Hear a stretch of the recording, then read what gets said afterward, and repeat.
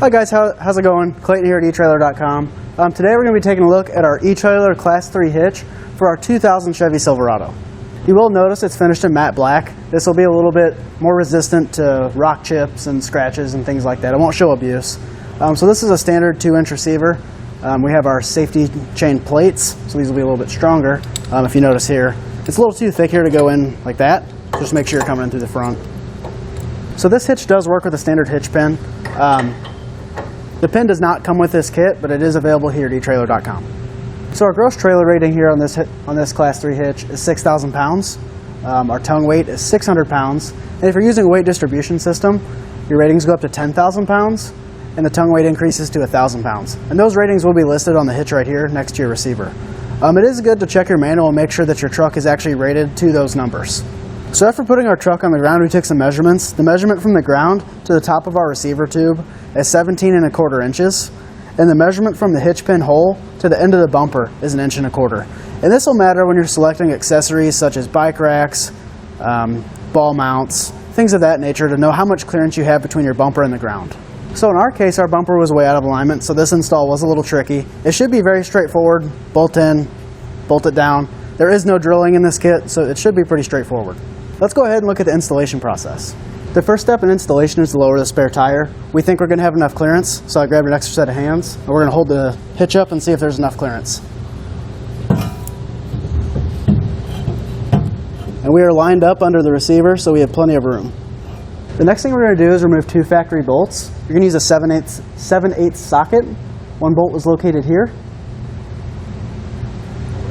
and the other bolt is located right here.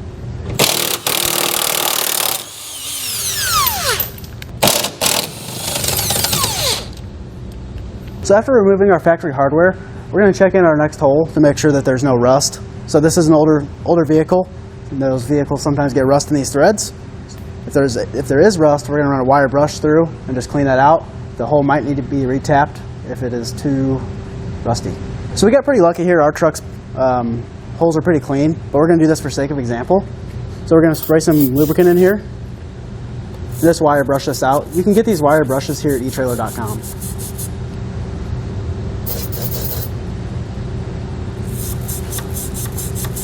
So after you've cleaned these out, you can take your existing hardware and double check these threads to make sure that they're the same, as they are the same thread pitch. So ours is threading in here pretty easily, so that means we should be good. So now that we got our other holes cleared out, we're going to take our new hardware and double check it to make sure everything lines up correctly. You're going to take this counter tooth washer and face the teeth up, so that way it bites into the hitch. And we're just going to run these through and make sure that they fit in here like they're supposed to. That one's good. We'll run over to this side and check this real quick.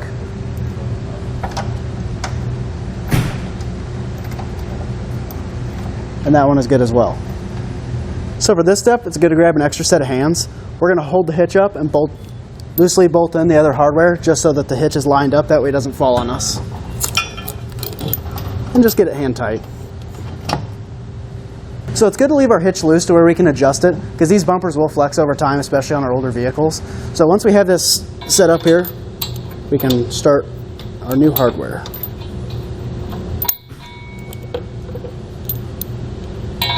And this might be tough as the holes don't line up perfectly due to bumper flex. So on our application, our bumper was actually flexed a little bit, so we are going to have to loosen up our bumper. So we're going to take that 18mm socket and stick it right inside here in the frame rails. Figured out we had to loosen these front bolts right up here.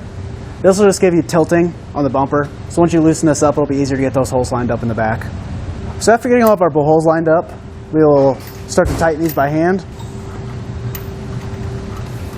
So after we get this hardware tightened up by hand, we're going to move in and add the rest of our remaining hardware. We're just going to drop the spacer in the top of the frame rail. Then we're going to hand tighten our 3/4 inch nut. So moving on to the other side, we're going to add our spacer, carriage bolt, and 3/4 inch nut. We're going to get these on here hand tight. So once we have everything hand tight, we're going to tighten the rest of our hardware from the back to the front.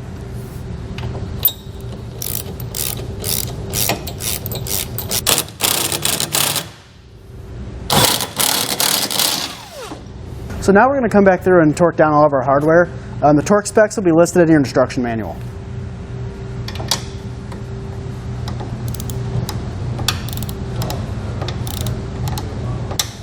It's always good to make sure you go in the same order. So after we finish torquing down our hardware, I need to go back through and tighten up our bumper hardware. So after torquing down our hardware to take our hitch to the frame, I went back in and tightened down our bumper supports. So everything's tightened up and ready to go. That'll do it for a look at our eTrailer Class III Hitch for our 2000 Chevy Silverado.